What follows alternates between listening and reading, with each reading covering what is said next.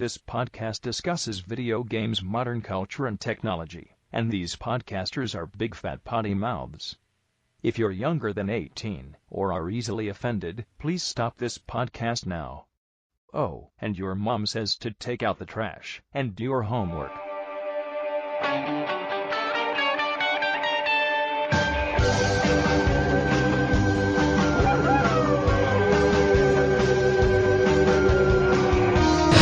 Hello everyone, welcome to the GameHounds episode 241.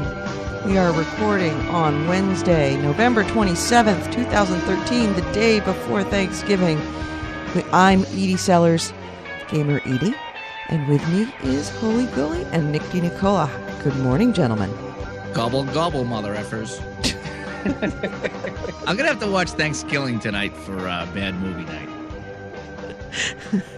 I don't see why you wouldn't. I would expect that to be an annual thing. I know. I think you should watch a marathon. The whole Thanksgiving trilogy? Quadrilogy? How many are there? I don't know. No, that would be Goalie's expertise. There was the original Thanksgiving, right? Then there was Thanksgiving 3, The Search for Thanksgiving 2. That's what it was, remember? Yeah, that's right. You told me about that. Oh, God. Oh, hey, I just realized this. We're recording this live. Whoops. Oh, well. So much for recording it as a podcast. Oh, we suck. It's going to be fun. It's right. It's Thanksgiving. It's right, fun time exactly. for everybody. So, Goalie, you have had your hands on the fabled Xbox One. Yeah, so we'll get right into cheating on your PlayStation 4? You get right into it. Yeah, I mean that's what I do for the show. Being a professional, that's what I do. You just play around And to the console. Says the man who refused to actually wake up and watch the Xbox launch. Fuck it, I don't want to watch it. I hate those guys. I don't even know if I watched the Sony launch and it was horrible. And it's like if that's what the Xbox One was going to be, it's like whatever. Did you watch the Xbox launch, Edie? No, I didn't. Only because I forgot. I just forgot. If I'd had somebody to watch it with, I would have remembered, but I didn't. So I forgot. I think what we got to do is we got to kill somebody off the show like Family Guy did. Oh, yeah. Someone's going to get hit by a car playing Nick gets hit by a car. No. Going outside for the first time in 10 years. Yeah, exactly. You're right. There's a nice level of tragedy to that. So anyway, yeah, the big deal was the Xbox One launch last Friday. And what I do for the show is I go investigate these things. Now, I didn't have the $500 to get one. So what I did is I invited myself over Stormtrooper Ray's house, who's a big guy, a big Xbox guy. I brought a dozen donuts. So I didn't go empty-handed. I took 11 Well, with me, but Peace offering? All right, I get it. I took 11 home with me, but I showed up with a dozen. It's a thought that Yeah, counts. Stormtrooper Ray was nice enough to have us over for coffee and donuts and play around the Xbox One.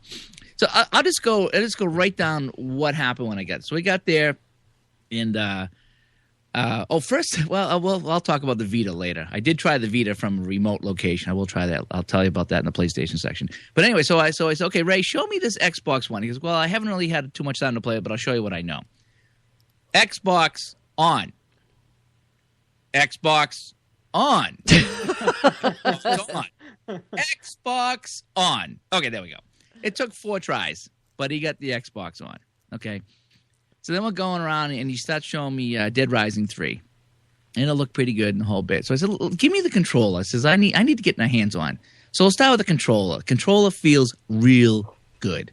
Really good. The sticks, the thumbsticks, are raised, and they're skinny. And they feel great. They really do. Just better than how would you compare it with the thumbsticks at the PlayStation 4? Because the more I play it, the more I don't like it. The more I don't like the level of the thumbsticks. It's the only thing I don't like. I think they're just slightly different controllers. I'm used to the PlayStation. I'm surprised how fast I picked up on the PlayStation controller compared to the Xbox. And my hand's been in that different position for 10 years. Mm-hmm.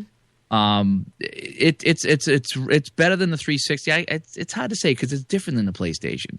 I'm having no issues with the PlayStation 1. I've always liked the Xbox controller on the 360, so this being better than the 360, I'd say it's probably better out of all of them. But again, it's hard to say because they're both good. They're both vast improvements. The PS4 controller and the Xbox One controller, vast improvements over their predecessor. So the thumbsticks are new, they're raised, they're skinny, they feel great. They do. The triggers, like when I first grabbed the PlayStation 4 controller, it's like the fingers just went right on the trigger, real nice. And that's how these are. Your fingers just rest really nice right onto the triggers. Okay. So the triggers are nice, thumbsticks are nice, controller feels really nice. How's the D-pad? The D-pad, they said they were making an improvement on that. Yep, it's a better D-pad than what was there.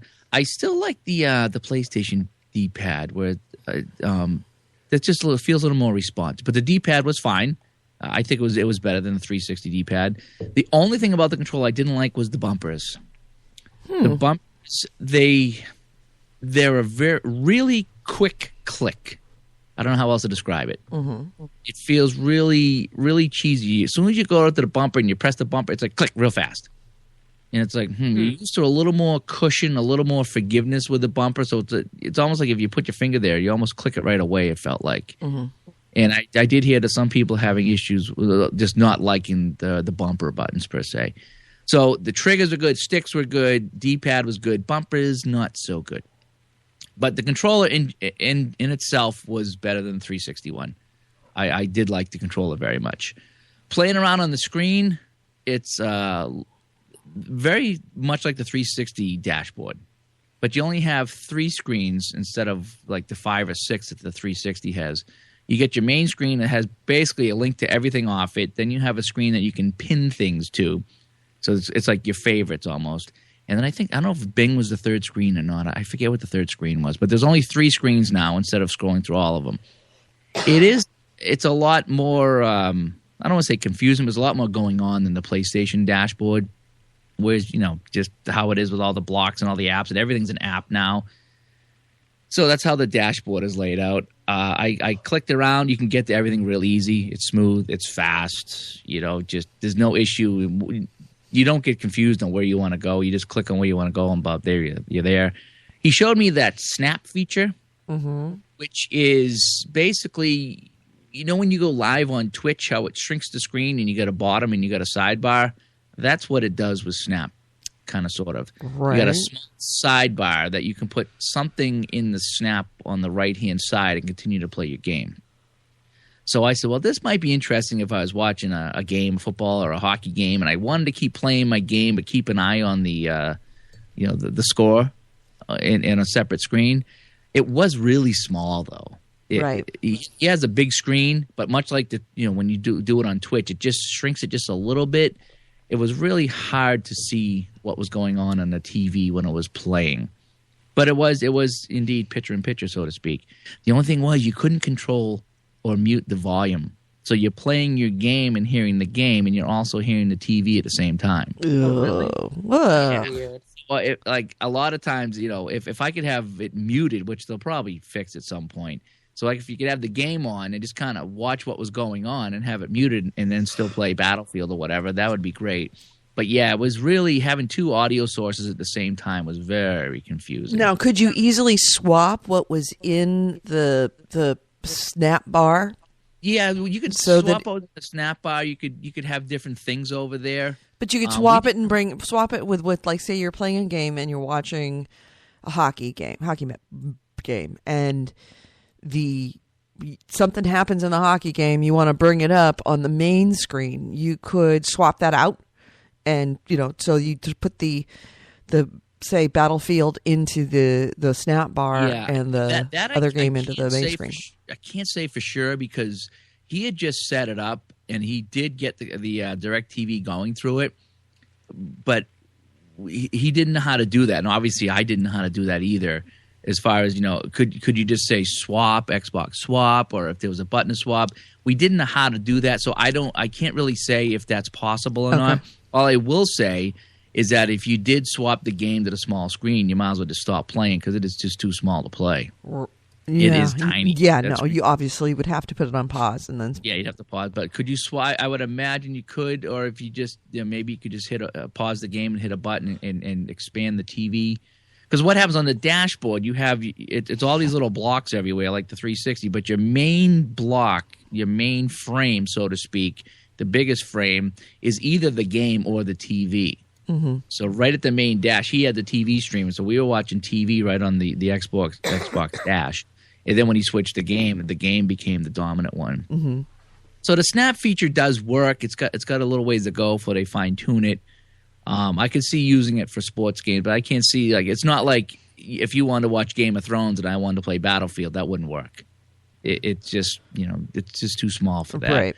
So like if you want to play games during commercials and you didn't want to miss the show, you could keep an eye on that with the screen and then switch back. Yeah, that's another good use for that. So if you're watching a show and somehow you could swap that over to Snap and then continue back to your game, that would work too. I believe. I mean, I didn't figure that out because I didn't have a lot of time to go, and he didn't either. So I was just kind of feeling it out.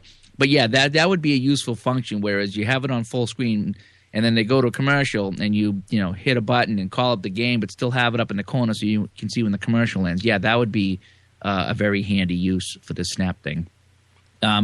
Just continuing on, I went through some of the menus, checking things out, friends list, everything was right there, very familiar. Nothing was an issue. We played some Dead Rising 3. It was beautiful. It was just, the graphics quality between the PlayStation 4 and Xbox One are minimal, if anything. They're both really nice. Both have really nice controls and a whole bit. The only thing that was really weird is I went into the menus and went into the Kinect, and it basically, there was a smaller frame on the screen that showed what the Kinect was seeing, and Mrs. Goalie did not like that at all. She felt... Why? She's like, is that us? Yep. Is that camera on? Yep. She goes, oh, I don't like that at all. And then all of a sudden it found Stormtrooper Ray, and it put a little icon over his head, and it found all of us and put guest icons all over our head. So it's got facial recognition on it. That was really creepy. I'm not going to lie. It's some people might find that fascinating and awesome. I found it creepy. Yeah. And Mrs. Goldie's like, yeah. So that just showed us all sitting there on the couch in his room, and that was live. We were live to whoever, Obviously, we weren't broadcasting per se, but we were. That camera was on the internet with all of us sitting on the couch, and it was really an uneasy feeling. Mm-hmm. It really was, and it kind of just confirmed some of my constant connect questions and concerns. Mm-hmm. So, but it did work, and the facial recognitions were there and the whole bit. The voice commands were hit or miss because he would go Xbox HBO or watch HBO, and it would go to HBO, and then he'd say Xbox something else, and it wouldn't do it. Uh-huh. So I think there's some tweaking that has to go on. I think in the menu somewhere you can actually either practice or set up your microphone with the Kinect to do different things. So it was hit or miss. The voice recognition was hit or miss, but when it worked, it was fantastic. I would have hoped that they improved that because that's kind of how it is now. Like I loved navigating the dashboard with the voice commands and the Kinect, and especially like with Netflix, just saying pause and fast forward or play. Right. But it's like every now and then, it's like I'll be watching something on Netflix and I'll go Xbox pause, and it doesn't. And I like lean in close and shout into the Kinect, and it still doesn't work. I'm like, fine, I'm just getting a controller. That's exactly what I do as well. And Kevin, it's usually when Kevin has walked into the room, because this is how it runs down, is that Kevin will walk into the room and start talking to me while I'm watching something without actually looking at what I'm watching. Like, I'm going to hear what he has to say. So I ignore him because I'm watching what I'm watching until I realize that he's actually expecting me to respond to him. And I go, Xbox pause. Xbox pause. Xbox pause. Xbox pause. And Kevin just stands there with his arms crossed over his face, over his chest, with this wry smile on his face, looking at me like, really? You're just going to keep yelling at your Xbox and not talk to me? Yeah. Okay, fine. That's my issue with the whole voice recognition thing is if you're alone, it's fine, but with people around, it's really awkward. Yeah. Like, even with my iPhone with my Siri or just doing text messages and stuff, if there's someone near me, I type it out. You know, it's not often that I will hit the audio button and say, "Yeah, hi, can you meet me at 5:00 tonight?" You know, and then because inevitably, whether it's the wife or someone else, are like, "What? Huh? You talking to me?" No, I'm not talking. I'm talking to my phone. And you have that. And even how many times I did that. I would do that downstairs. I'd be take out the phone and be like, "Hey, what are you guys doing later?" And I hear from upstairs, "Huh? What? You asking me something?" You know, Right. So for me, the whole voice command thing, unless I was absolutely alone in the house, I wouldn't bother because I'd have to keep constantly telling somebody I wasn't talking to them. And it's just awkward, you know, Right. just saying voice commands. To me, it's just awkward. It's just, like you say, you say it over and over and over. Just pick up the damn controller and do it, you know. Well, when they work, they're great. And I'm not going to lie. I use Siri all the time. Especially now, it's always reminders. Siri, remind me to do this. And it's great because I can do it hands-free, pretty much. All I have to do is hit the button and she'll do it. It's like, do you want to make me to make this reminder? Yes. Okay, great. Your reminder. And it's been invaluable. But it is. It does save lots of time, lots of typing when you can just bang it out. Right. when But I don't really do texts or anything like that with Siri. But I loved the voice control of the Netflix on Xbox 360 when it worked. And that's a big caveat. When it worked, it was great. Yeah, so he was saying that, like, because he hadn't had a lot of time with it, he couldn't really show me too much, but he showed me the few things he learned, and it was 50-50 what would work and what didn't. And when it worked, it was great because boom, it'd go right to HBO, or boom, go right to AMC or whatever it was, or boom, play the game, and it would work. So, I mean, overall... Wait a minute. What's the point of saying, boom, play a game if you need to put the disc in the tray? I guess they don't want you to get away from discs. That would be the advantage to buying everything digitally. Yeah. Yeah. But, yeah. So, I mean, he... Well, I mean, you could do that with downloadable games. That's what I mean. Yeah, digital download games. You have to get all your copies digital because if, like, say, for example, if my PlayStation 4 right now had voice control and I said, I've been playing Battlefield 4 last night, I sit down and I say, play Assassin's Creed Black Flag, it can't because it needs to have the disc in the tray in order to do it, even if it is loaded. Yeah, but you could still say play Battlefield 4 and it'll play that without you having to, pick up a controller and hit X. Right, right. But I still have to pick up the controller anyway and pitch X because it's going to start. You have to play the game. Using the 360, I often start a game using the voice commands just because I know that, okay, it's going to take, 30 seconds for it to boot up and get to the menu. So I'm going to take that 30 seconds to not hold the controller. Right, but at the same time, that's a function of it being a slow machine. If it's a fast machine, you don't need to do that. Yeah, the PlayStation boots up Battlefield really fast. I mean, within a minute, I can have PlayStation booted up and be in the battlefield looking for a match. Yeah. In a minute. It's that fast. Yeah, I love And that's that. how the Xbox was, too. Yeah. Although I will say, the Dead Rising 3, holy smoke, the load screens were long. They were really long. Really? Well, I guess that's a Dead Rising tradition. It could be. Yeah, it could just be that game. I'm not saying it was the Xbox One was slow by any means. I'm just saying that the load time was pretty long for that. So just overall thoughts on the Xbox One, having a hands-on for the hour that I was there. Are you glad with the decision that you made to go with the PlayStation 4 first? At least first? Well, again, it's hard to strip away the emotional attachment that I had to my Xbox 360 and watching how Xbox One just totally messed up. So it's if I could just strip away the emotion, the Xbox One is a fine machine. But knowing it's like the ex-girlfriend that says, "Oh, I was only kidding about running off with my ex-boyfriend to Paris. That's not going to happen now. I want to be with you." Right. That's kind of how it still feels with Xbox. They changed when they got their ass kicked in the pre-orders.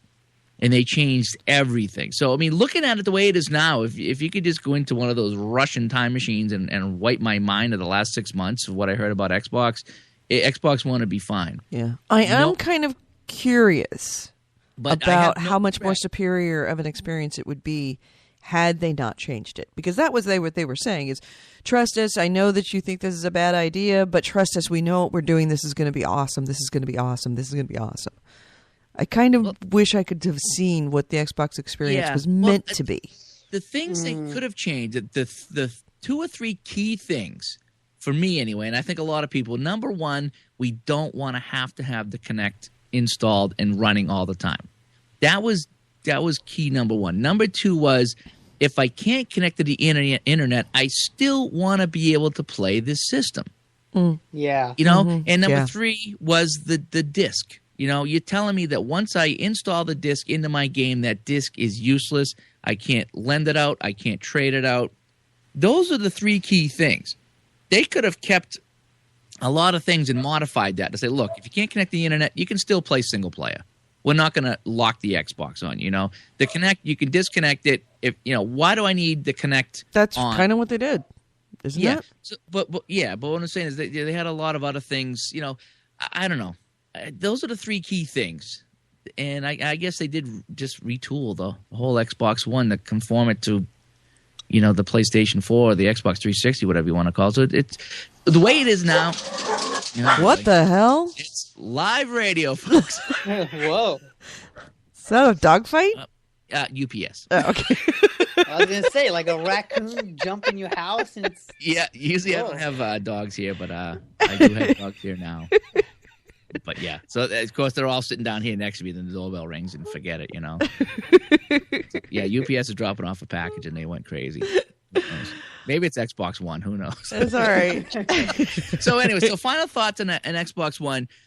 I have no regret getting the PlayStation 4, and I probably wouldn't have any regret if I got the Xbox One. I think they're both fantastic systems. For me, the PlayStation's new, so it's new and exciting right now. PlayStation is the simplistic gaming machine. You want to play good games with a new system with great graphics and a good controller and a nice simple layout of a dashboard, which we're still kind of figuring out, but it's pretty simple. That's PlayStation. If you want the Kinect with all the bells and whistles and voice command and integrated TV into your Xbox One is the way to go. Neither one is a bad system. It's all about preference.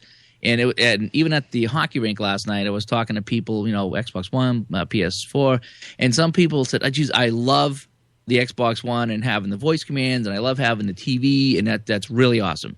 And I got other people that said, I don't need all that shit. I just want a gaming system, and I, you know, play me some Netflix and, you know, some Amazon or the NBA or the NHL, and that's fine. So I want to play games and watch movies, but I really don't need all this other stuff. So it's split depending what you want. Right. You can't go wrong either way. If I got the Xbox One, I would not be disappointed. Right. Well, your hockey test group kind of says exactly why there needs to be a PlayStation 4 and an Xbox One in the gaming cosmic conservancy. Is that the existence of both of them means that they both have now diverged from both being gaming consoles. One is satisfying one group of people, one is satisfying the other group of people, and they're making each other better because they are competition for each other. That no one's going to get complacent. No one's going to rest on their respective laurels.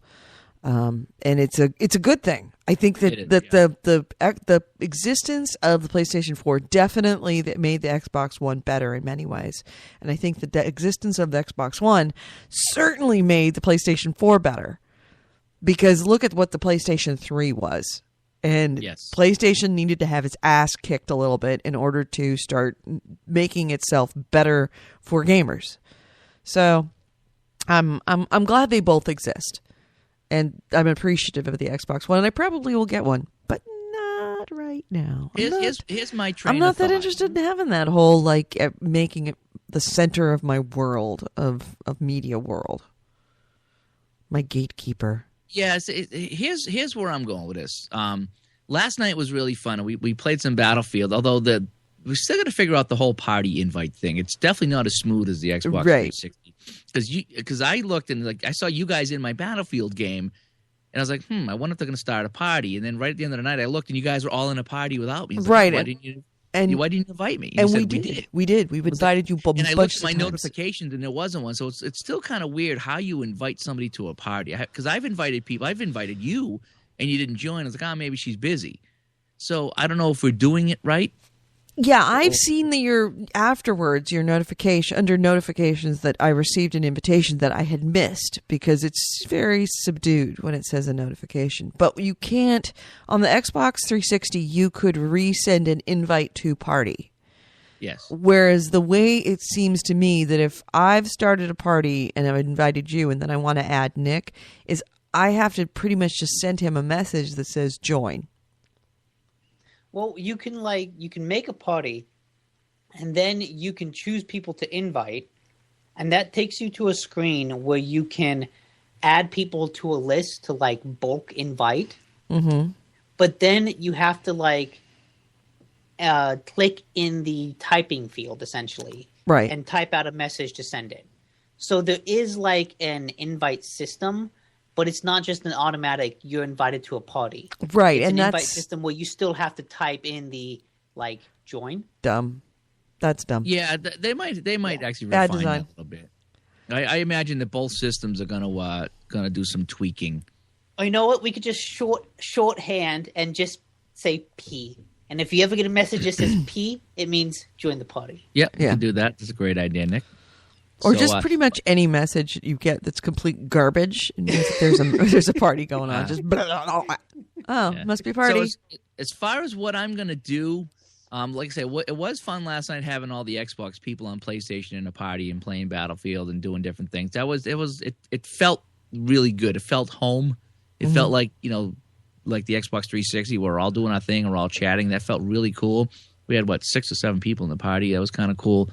But it's going to depend on games that come out, and I don't mean big name games, but even little name games. Because right now, I enjoy my Puzzle Quest and my Peggles and Bejeweled and Mrs. Goalie likes that too. She likes to play all those games. So it really depends on who comes out with all those games. Mm-hmm. If PlayStation lags behind, and next thing you know, there's 30 or 40 games in the Xbox Live Arcade that I think that she would play, then I'm going to have to get her the Xbox One because that's what she plays. She doesn't play Assassin's Creed or Battlefield. Right.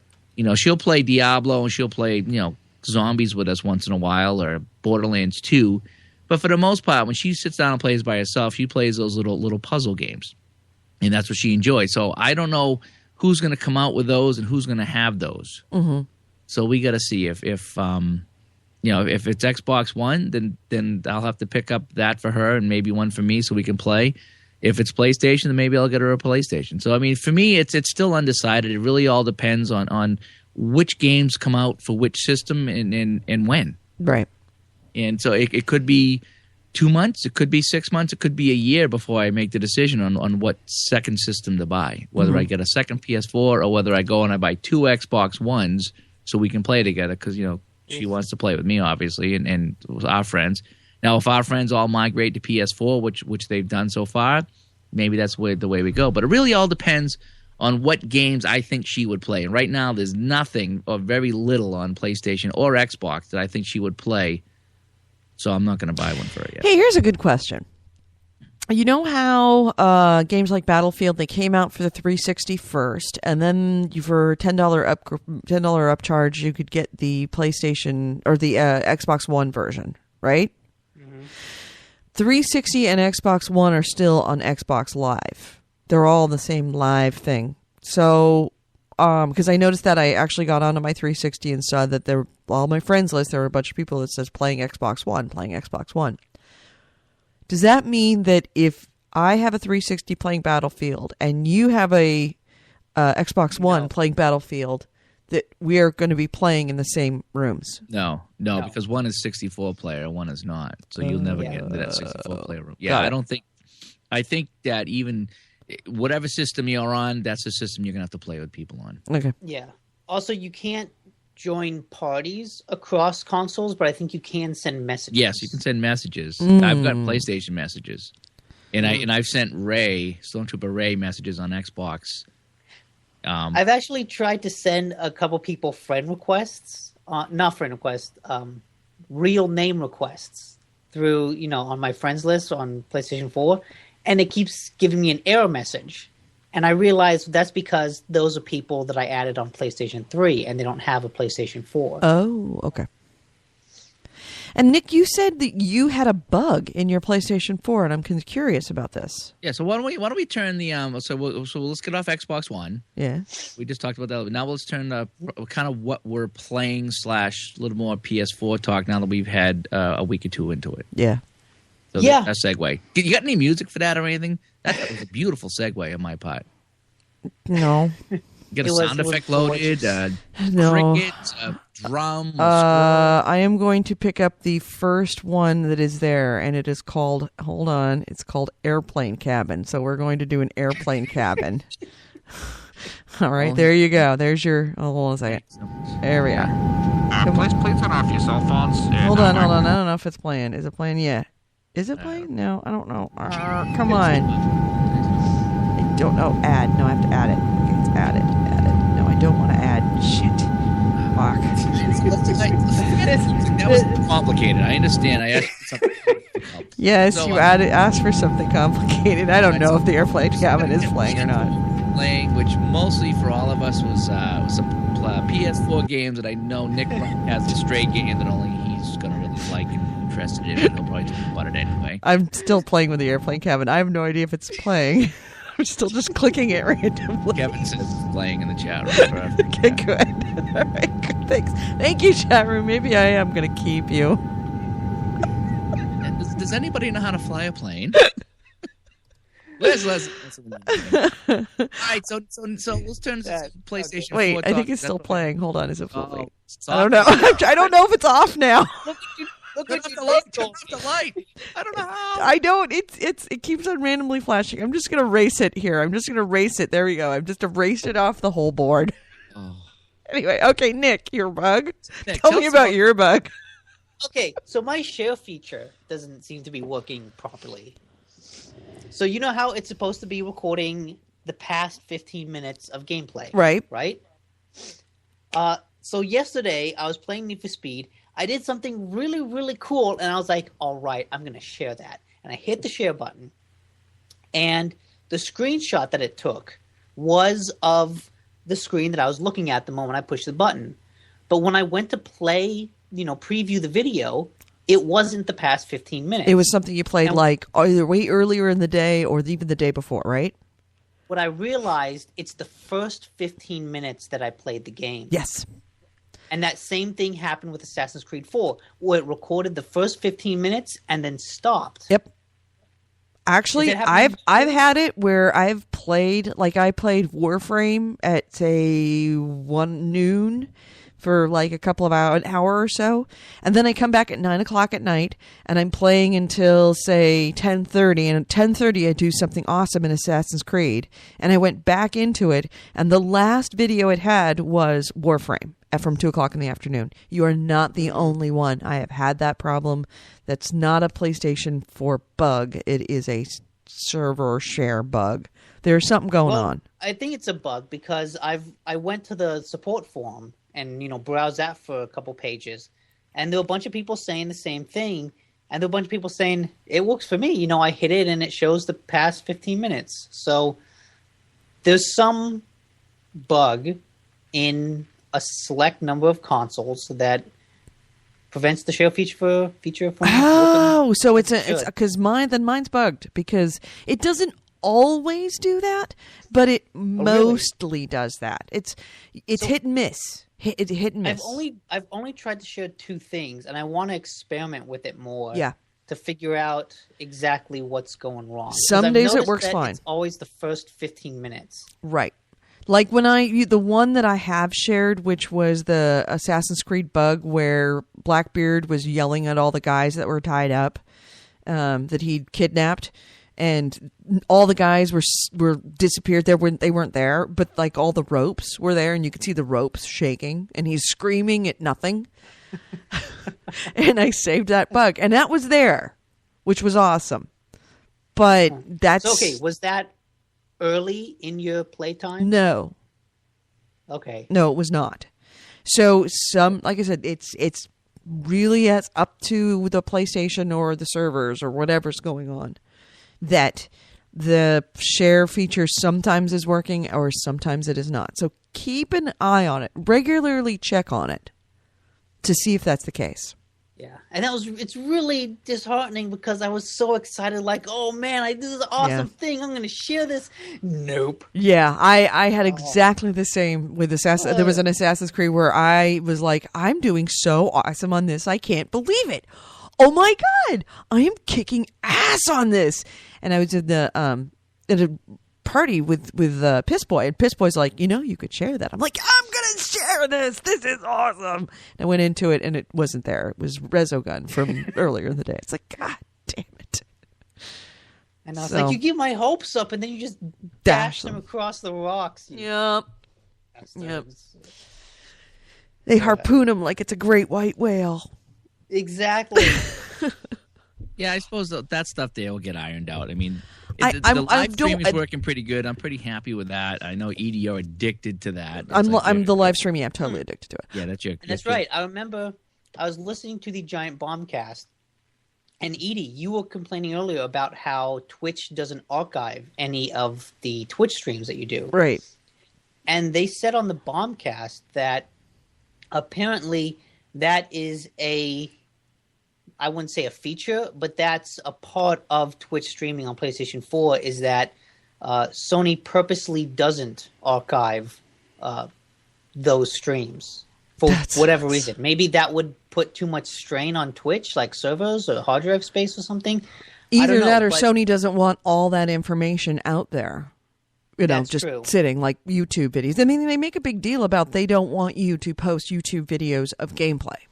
Especially cutscenes. Especially cutscenes. They don't want you to have it out on YouTube because they call it copyright infringement. Maybe that they couldn't keep their complaints about copyright infringement on YouTube if they allowed people to archive their gameplay on Twitch. Maybe something, but YouTube would be actionable on YouTube's part or Google's part. Google would say, well, you can't say that it's copyright infringement on us, but not on Twitch. So what needs to happen is Sony needs to buy Twitch. Not a bad idea, by the way. Would not be a bad idea. Just saying, because I know Sony executives listen to this show. Not a horrible idea for you guys to buy Twitch. Yeah, it's pretty popular. Yeah. I don't know if they would sell. They seem to like doing their thing. Yeah. Well, everybody's for sale. So you just have to find your price. Sony doesn't have a lot of money. Yeah. I don't know if Sony's rolling in the dough. They're doing a lot of things, but rolling in dough is not the top of their list. But I am disappointed that, and I'm a little concerned now.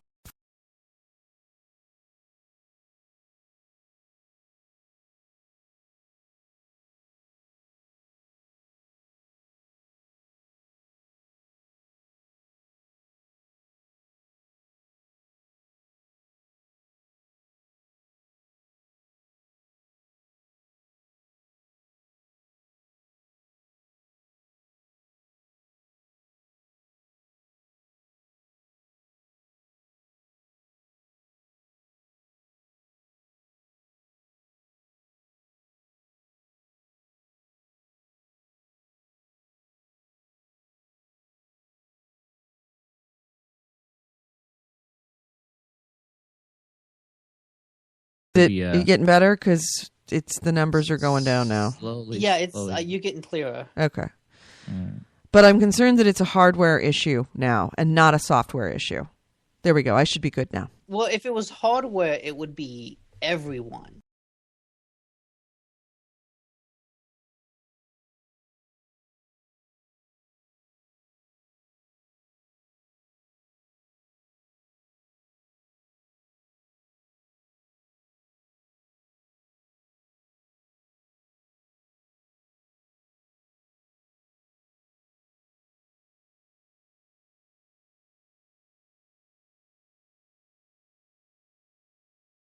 Dude, go talk Battlefield.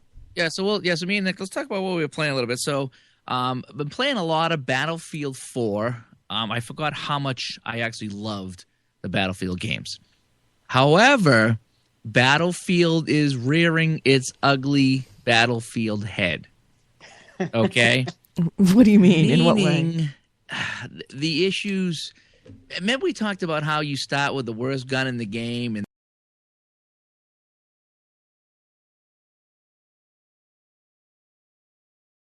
right now I've got to have 10 hours or so into online play, maybe more. I've been playing the crap out of it. I probably played 30 or 40 matches, and I'm sometimes I'm a 7 and 9 guy, and other times I'm 2 and 15. My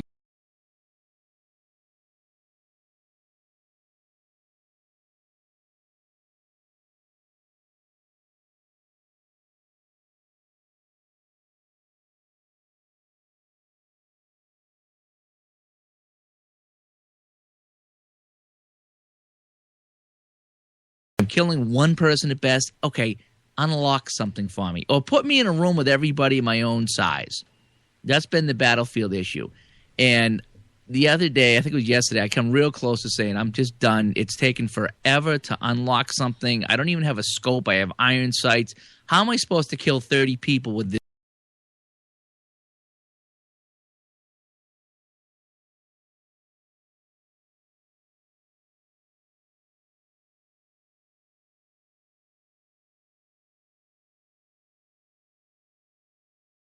The RPG for my engineer, because the standard issue, whatever it is, rocket launcher, grenade launcher, I hit a tank 4 times and it didn't kill it. And you know how hard it is to hit the same tank 4 times without getting killed? Yeah. So the standard issue items are horrible, and I've been suffering through them. And finally, I really.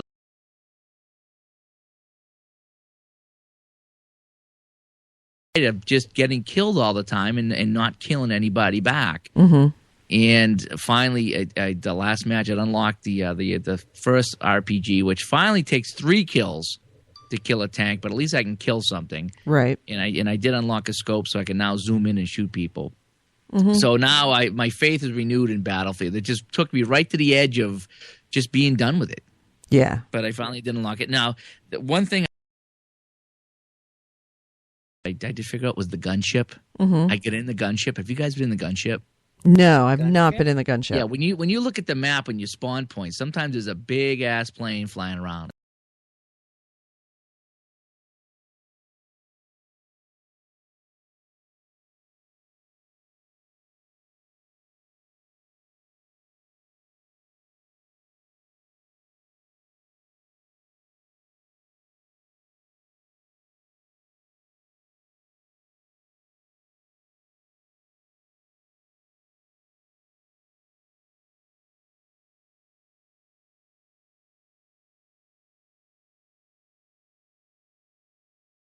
I'm a tank guy first. I do like to get in helicopters, even though I don't know how to fly them. And I got to say, I would say that 10 of my deaths every match.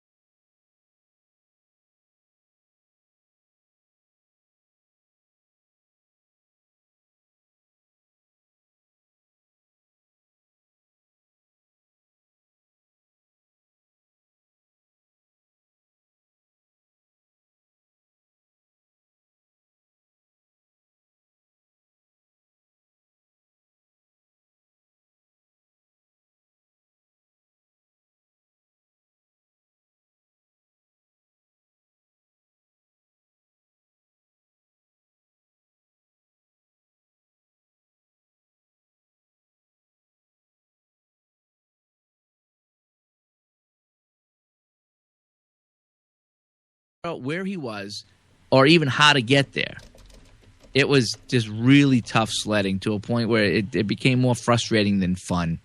And that's so Assassin's Creed is kind of bumming me out. I might go back, might just like say, look, I'm going to give it 2 hours and just sit down and really try to get used to it. Maybe that'll help. But trying to play it on the fly just didn't work. Yeah.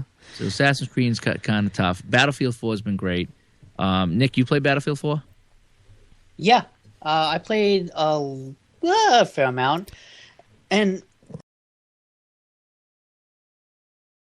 time to unlock stuff in that game. Yeah, I mean, It takes a like- long time to level. I mean, it always takes me a long time to level in Battlefield, but this one's really takes a very long time. Yeah, it does. And it's like everything has its own level. It's like you play as the engineer, and the engineer has its own level, and you can rank up the engineer class to get stuff, and then each gun has like its own level, or I guess maybe number of kills, and you could rank up each gun to unlock different sights and stuff for it. And then there's your main level that gives you stuff. I don't know what happens when you rank up that. Mm-hmm. But yeah, it's like everything is kind of leveling up, and it just takes a while. I don't know. That's the exactly weird thing. Usually in what games, it is. even with Borderlands and things like that, is that your first few levels are like boing, boing, boing. You turn on the game, you shoot the gun, and level 2. Yeah, they want And to suck you in. Yeah, so Right. it's like, yes. And then as it gets further along, it takes harder and harder, and it's longer and longer. to And get it to happens level. really fast. Like I'm at level 7, and I'm finding it's like, oh Christ, really? At level 7, it still should be fairly easy to level up, but it's not. Well, it's not so much the levels; it's the unlocking of better weapons. Yeah. That- Well, that's let my- me get you now that I looks like my internet connection's All leveled right, out a fire bit. away. Let me tell you my issues with Battlefield 4. One, crashy, super crashy. They fixed- Oh, yeah. No, they didn't. No, they didn't. No, With they me, didn't. they did. Since that 500 megabyte patch come in, Which was yesterday. yeah, I downloaded that patch first thing yesterday, and I was good. I mean, single player, multiplayer, I've been good. Nope, not me. I thought it was Really? going to be fixed, and then of course Nick and I were playing a game right after you left and crashed. We were playing. Well, no, I think that was M-Hawk because I Was didn't it- get into it last Oh, night. that's right. It was Hawk. That's right. We were playing Rush. Yes, we were playing Rush.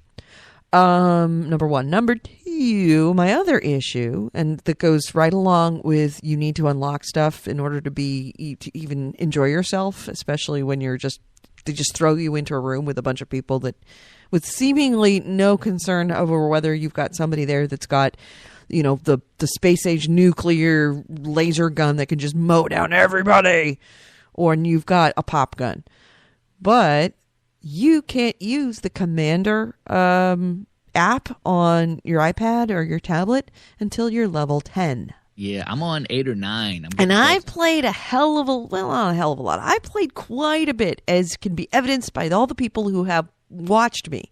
Granted, I've had nights that I've been playing better than others, but I've certainly put in enough hours to be able to say, hey, I wouldn't mind being a commander now, and can't be a commander because I'm level 8. Lucky me. Yeah, I'm at level 8 too, or 9. I don't know. I don't mind that because that kind of takes an important role and limits it to only people that have a real Who big played a lot, investment. yeah. Right. But I agree And it that- also says that somebody, honestly, there's a lot of people who can play this game, and I'll put myself in that group, that enjoy the game but do not play well. I am Yes. not a very good player. I enjoy the hell out of it. And so I'm constantly kind of trying to figure out, what class am I better in? Which am I providing the most amount of value for my team, considering that I'm not really good at these kind of military shooters. Well, it may be, and it seems like there's a very good likelihood that being a commander would be a great thing for somebody who can't shooty too well. Yeah.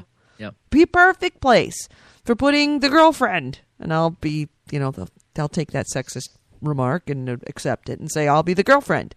Although, would it?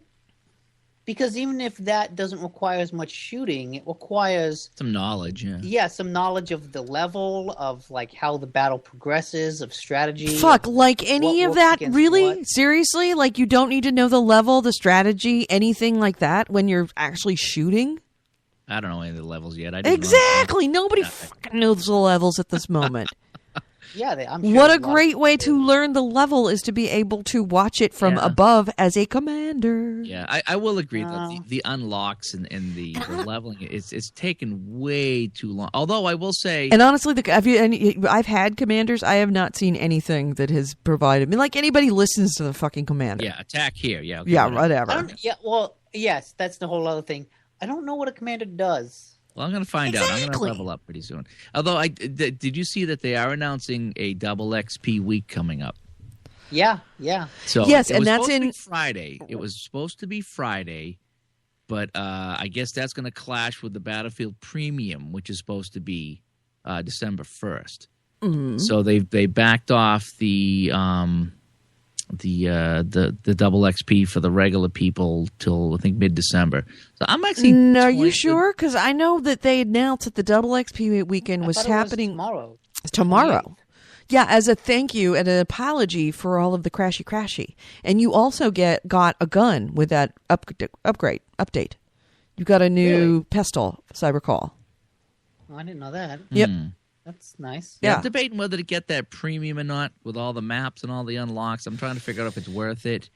I'm not willing to buy any maps for a game that I can't very confidently sit down in front of and know that I'm going to be able to complete a match after 25 minutes. Like invariably, it doesn't ever crash at the beginning. It's always the match that I'm doing super well. I'm like, this is the match that I'm going to get get to level 10. I'm going to actually get something and get some unlocks on this one because I've had a lot of good kills and this has been the one match that everything came together.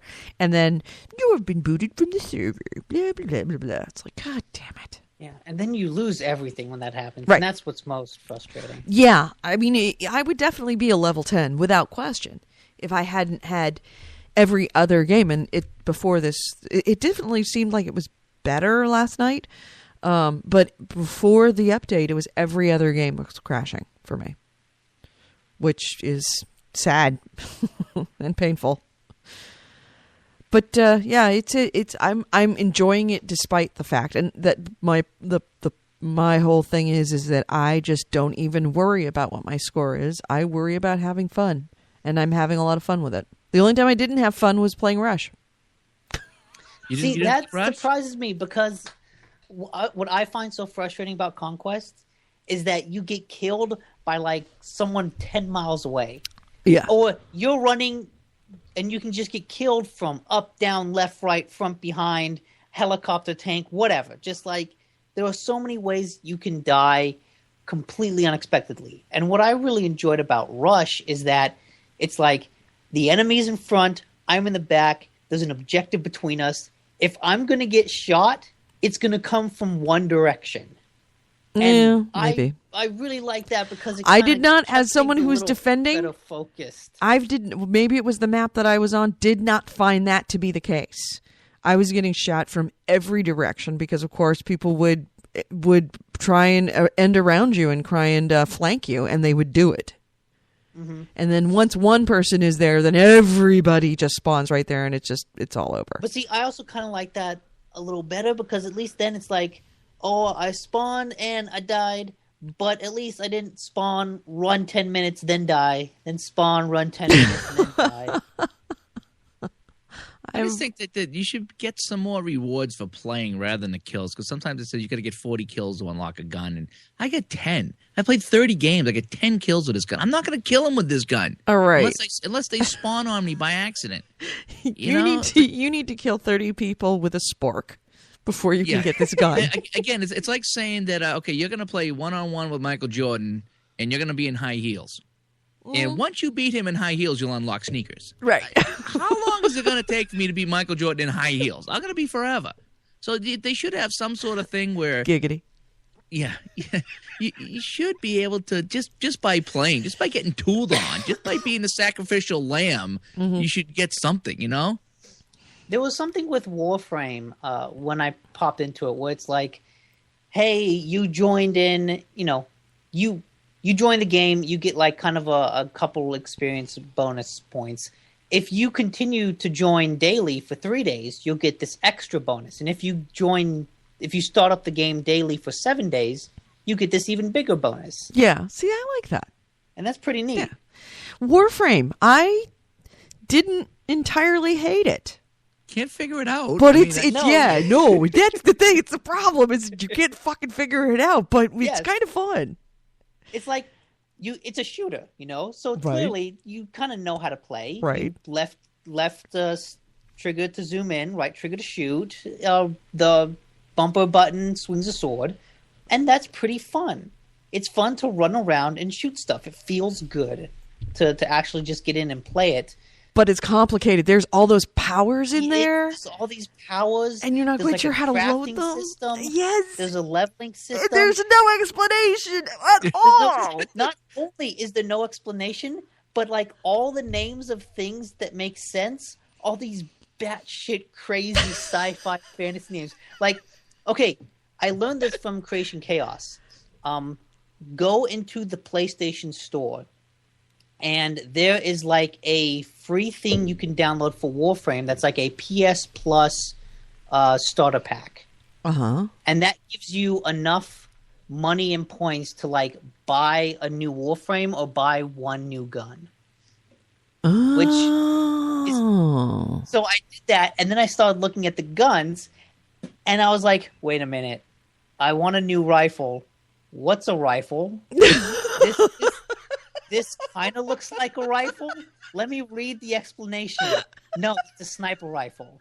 What about this one? Is that a rifle? I can't quite tell by looking at it. And it's like the name doesn't give you any indication because it's like a fornax, a slinger goal, dual fire. Whatever. Absolutely everything you do requires you to go to a wiki page to figure out what the hell you're doing. Yes, and then like what's interesting is that so if you play the game, you might pick up these cards, and it's like, well, wait, what do these cards do? What the hell are these? They're actually mods. And what I figured out is if you go into your profile, maybe not your profile, your loadout section, you can add those cards to a gun or to you to give you more powers that you activate by like swiping up on the touchpad. Which Or it works swiping left awesome, or right by on the way. touchpad. Those work Yeah. awesome. And then you can get mods for guns. But I didn't realize that there are some mods that have a little symbol on them, like 2 slashes or 1 slash. I saw that too. And you can only equip those in the sections that have that same symbol. Right. Also, some of those mods have a number on them. That number corresponds to the level of your gun. So that if there is something, if a mod has a 1 or 4 next to it, that means you can only use that if you're level 4 or level 1. So if you have a level 5 gun, you can equip both of those because that takes away 4 points and 5 points. So it's like the level of your gun represents how many quote-unquote mod points you have to spend. Right. I wouldn't have known, and this is one of the benefits of of streaming, is I decided to stream that Warframe, even though I had never played it. And I cannot remember. Oh, I apologize to you if you're listening now that you were the person that kind of walked me through it. I can't remember who it was, but walked me through what I was supposed to do with Warframe and explaining that you need to pick up the mods, how to put the mods into the slots. It was, to say the least, hard to understand and really not intuitive at all. Thank God that person was in my chat room to actually give me on-screen tips of how to play Warframe. So, there's like a level select screen, where you see a bunch of planets and you can zoom in. That makes sense. If you back out from that, you get to like the main menu. I didn't realize that main menu existed until after I had played for like 2-3 hours. I didn't even know the menu existed until just now. Oh, really? No. Wow, it's just I don't know if it's that complicated because it's cool or if it's that complicated because it's that stupid. Complicated because it's stupid. Well, the mechanics seem cool, but the fact that it doesn't explain a goddamn thing is stupid. And the fact that they have these insane, batshit crazy names. Yeah. Invented by guys sitting in their mother's basements. Yeah, That's the kind of it's thing. it so sounds like a D&D parody names. Like, it's that insane. But like, it actually is fun to play. Fun enough to play that I will keep going back to it. I will too, and I wouldn't mind playing some Warframe with you. I need someone to kind of walk me through it too. It's like, okay. Oh, you I will go around fucking and hate this. You will be. I It's played it. I played it on the PC and I played it on the PS4. It's a co-op game, so I like it. It's a shooter game, but it's just like you run around and shoot bad guys. So it's like, okay, just someone give me some direction. Like, there's the story here, and there's something going on. But like me and Nick talked before the show a little bit. It's like, okay, it's great. We go around shooting things together. What are we actually doing? Yeah, right. Well, What is you're this one plan guy. You're in a thing? war. Just remember, you're in a war. Bottom line, just like Battlefield, the story for Battlefield 4. You don't kill as much. You don't die as much. You don't die as much. That's true. But you're in a war, and you're going in on missions, and you're a Warframe. You're just doing missions. Yeah, I have in no a idea war. what the story is. Yeah. The story's crazy. Yeah. Whatever. Even on the PC, I, killed didn't know what I was some guy doing. named Vor, and that was apparently a big thing. What did you do? I killed some guy named Vor. Okay. Apparently, that was worth noting on the update wall. Oh, congratulations, I guess. I don't know. I know. I killed guess. Vor. Sure, why not? He was really hard to kill. It took Vor's four a of us to super kill him. boss. Oh, stop. Which gun did you Stop. use? Stop. Did you use the Stop. Vorgon scatter ray gun? You're going to be the one we kill off on the show. One cool thing, just to back up on Battlefield 4, have you guys got the Battle Log app? You know what? I It is like awesome. that. It is awesome. I had trouble using it because every time I pushed the touchpad, because that's how you get to it, the game would crash. Like crash to No, the I'm talking the screen. app. Oh, you don't have a smartphone, but you have an iPad or something. Oh, you mean the smartphone Battle Log app? Yeah, I have the Battle Log app for my iPad and my iPhone. Oh. I was at the hockey rink last night, right after my hockey game, changing my loadout with the app. It shows you everything. It is so You know what? fun. That would be great because I couldn't figure out a way to change loadouts when you're not in the game. My You're not soldier. in battle. In fact, I was sitting there. No, you can't change it. In My Really? Soldier. You can't change loadout. Well, kind of, sort of. I was in the game menus last night, and I was on the iPad on the couch fiddling around with the Battle Log app, and I changed my loadout. I added the scope, or I changed something, and then boom, right on my TV screen it says, "Oh, you've made some changes." It was kind of cool. Yeah, That's really cool. looking at it right now. Yeah, you can see your progression of the things you can unlock. I mean, it tells you who's playing. You can get into a server, the whole bit.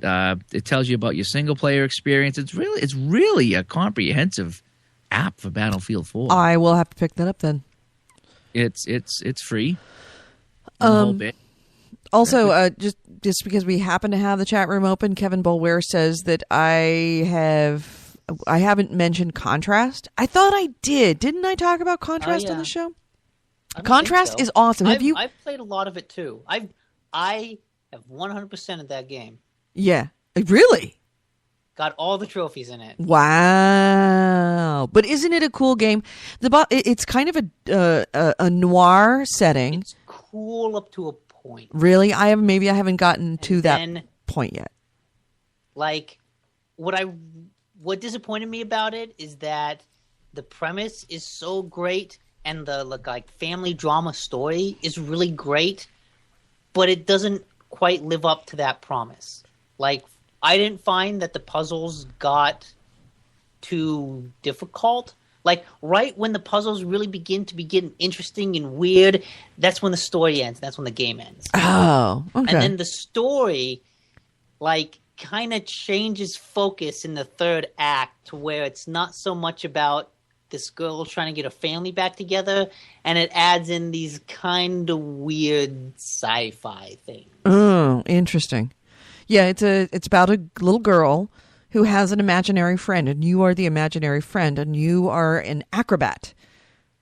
And Uh-oh, my screen just died. Okay, there we go. You are an acrobat, and you can see her, but you cannot see anyone else in her world. Like, you can't see your mom, you can't see your dad, you can't see other people, but you can see their shadow. However, you can, as an acrobat, and one of your powers, I guess, powers, would you call it, you can become a shadow yourself and use other shadows on the wall to climb up things and move around and get to higher points. So you can pop into the shadows, use the shadows as, say, stairs to get up to the next level, and then pop out of the shadows, and now you're on the next level. And it is kind of a messed up story. The mother is a nightclub singer. The father is one of those guys that's always got a big idea. We're gonna make it big. We're gonna get rich, and we're gonna live a great life. And she kicks. The story starts. The mother's kicked him out after yet again another pipe dream that has fallen apart.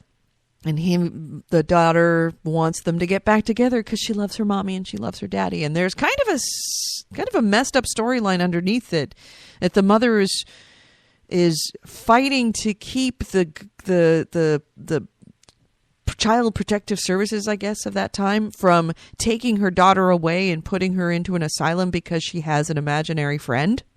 Mm-hmm.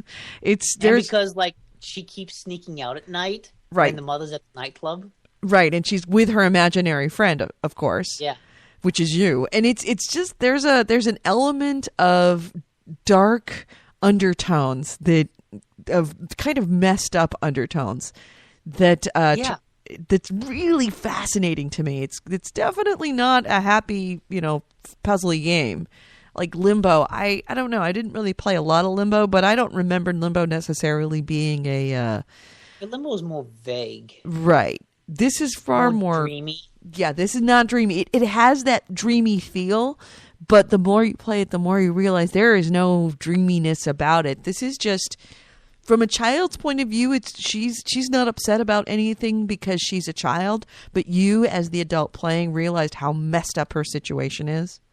But what I really loved about it, and I think had so much potential to be great, is that like the style of it is like a good reflection of how she sees the world, because her imaginary friend is the most real thing in that world. Yeah. Like all the other characters are shadows. Mm-hmm. Like her mother tucking her in at night is just a shadow on the wall. Like in the real world, it looks like the little girl is talking to herself and tucking herself in.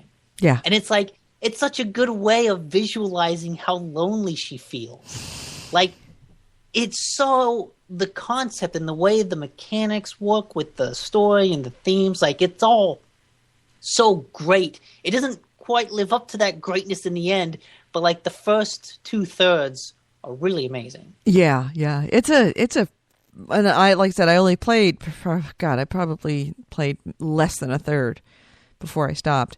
And I was fascinated with it, thought it was just a genius game, and I'm so sorry that the end kind of lets it down. Mm-hmm. It's still worth playing through the end, especially since it's, free. Yeah, there is that. What else did I play? Warframe. God, trying to think. I still think Assassin's Creed is great. Oh, Need for Speed. I played a ton of Need for Speed. Yes, I streamed that. That was fun. Yeah. Oh. Streamed it from Nick? Did you stream? No. Okay. No, it must have been Hawk that streamed, because he'll do that. Nick, you got to start streaming, dude. Get in there. It's really surprisingly not as horrible as you think it is. I was a little nervous, a little apprehensive when I first started, and it's awesome. It's awesome. Just go stream something. Stream Need for Speed. See. Stream Need for Speed for me. I had 20-something. Dance for Daddy.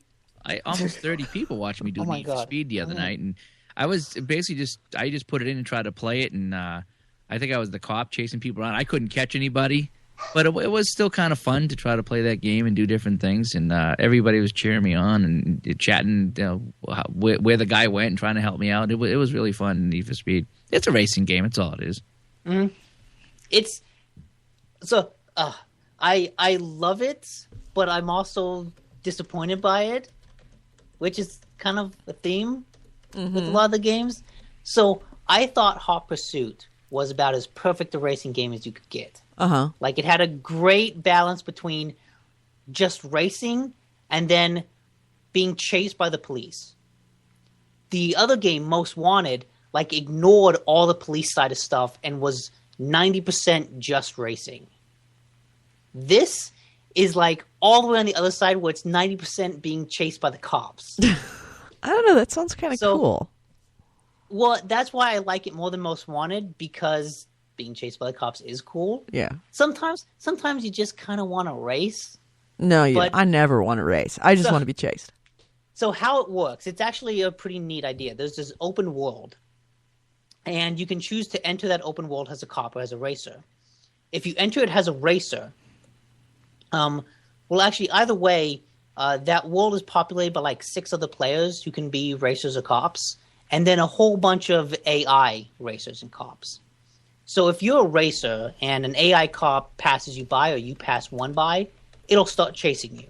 So, you can just be doing your thing about the world, and all of a sudden you got a cop on you. Mm-hmm. And they're kind of hard to lose, but you can still lose them.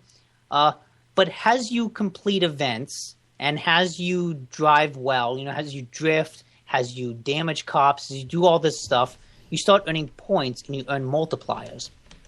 And your multiplier is like a heat level. Think of it like GTA, where you get 5 stars on you, except this can go up to 10. Mm-hmm. So as your heat level goes up, that counts as a multiplier for your speed points. So you've got like this, 5, 8 times multiplier getting up. And but if you're busted by the cops, or if you crash and your car is destroyed, you lose that multiplier and you lose all those speed points. Oh, that's brutal. You have to get to a hideout and bank those points to actually earn them. So it's this real great balance of, I have a level 9, or it's actually just like up to 5. I have a level 5 heat on me, 3 cops are chasing me, damaging me. I need to get to a hideout and bank these points or I'm going to lose everything. And like, the one thing I was really excited about last night is that I actually got to a 10 times multiplier, which is as high as you can get. And I had all these cops on me, and I was able to successfully bank all those points. Mm-hmm. And it was just like this amazing thing. And I was like, yes, I'm going to share this. And that's when it didn't work. But the game has a real great balance of that risk reward of, do you want to push your luck just a little bit further to get those extra points, or are you going to play it safe?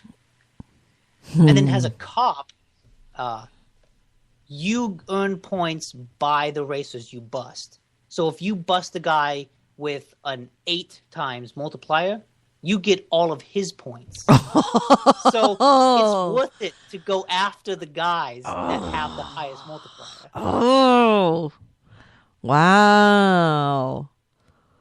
So yeah, it has a lot of real cool systems in it. I may have to get that, if only just to play it with you guys. It's also just really fun as hell to play. Like, regardless of anything else Criterion's Need for Speed games do, they play really, really well. Mm-hmm. All right. Well, I may have to get that then. Debating. Yeah. I definitely am. I'll say this, is that after getting 3 discs and then wanting to like, I switching into the ones that I've downloaded from PSN, I absolutely, positively am never buying another disc if I can possibly help it. The only reason I disagree with that, okay, because I actually went out and bought Need for Speed because the Assassin's Creed was it was okay. Killzone, I'm trudging my way through it, and then I had Battlefield. I was looking for just a 4th game to play, so that's why I picked up Need for Speed. The only reason I disagree with the never buying another disc game, a couple of reasons. Number one is if I really get fed up with any of these games, I can go trade it in. Right, I never trade in games. Buy digital. Yeah, if you well, see, I do. So I mean, even if I get $10 for it, it's better than nothing. Right. At this point, if I just say, look, I am Assassin's Creed, whatever, I just hate it. I'll never like it again. I'll never play it again. It's just not for me.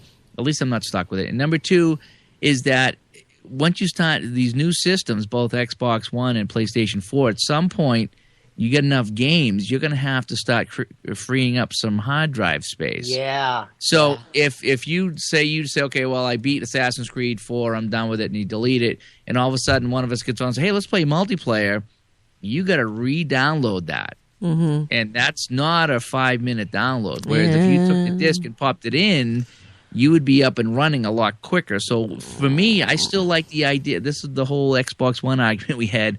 I still like the disc because you have the physical media in your hand, and even though you have to install it, it's going to install a heck of a lot quicker than if you were to download it. Yep. It took me 4 hours last night to download the Battlefield patch. Wow. That was But that's only you. That's got to 600 be you. It took me less than 3 minutes to do mine. But again, that's just my point in that. Like, I would much rather prefer to install from a disc than download every time. At this point, yeah. I actually heard a weird thing about Xbox One is that there's no storage management. So, there's no like, hey, I'm going to look in Windows Explorer and look at all these files and delete them manually. Really? Like, there's no way to manually do that. So I guess what it does, and I got this from Giant Bomb as well, is that the game or the console, if it sees you're low on space, it will automatically delete like your last played game. Except it doesn't delete it completely. It deletes it down to the playable state. Because you know how you can start playing the games as they're downloading? Mm-hmm. So, like, it'll delete, let's say, 85% of Assassin's Creed 4. But it will keep that 15% because that's how much you need to start playing immediately if you were to then put the disc in. Okay, all right. So that makes sense. Too bad. It's not too Yeah. bad. So it does that instead of like giving you this storage management. It kind of has this I think that's smart storage management. I like the smart storage management, but I hate the fact that I can't choose how to manage my storage. Why can't you have both? Yeah, exactly. It's like, that's a cool idea, but I kind of want this other thing. Yeah, because if there's one game you constantly go back And to. what there's happens one if you get entirely down to everything is at 15% except the one active game that you have? Now, what happens there? Yeah, I know. Oh, I don't know. I tried that. Speaking of games, I tried that. What's that? Was it the DC Universe game? Oh, I haven't yet to play Yeah, DC Universe Online. Or whatever that one is there on the PlayStation that's free. Yeah. I actually downloaded that, and I had the wife's nephew was over, and I said, let's go ahead and download that and play that. And you create a little superhero character, and it's P versus P or P versus E right off the bat. You can choose, which is really cool. Right. So I was like, oh, cool, another game that I can play either cooperatively or just by myself, and it's not head-to-head. And he was just a superhero, and he flies around and battles some things. It's a comic book type of game. For free, it seemed okay. I might go back and check it out again.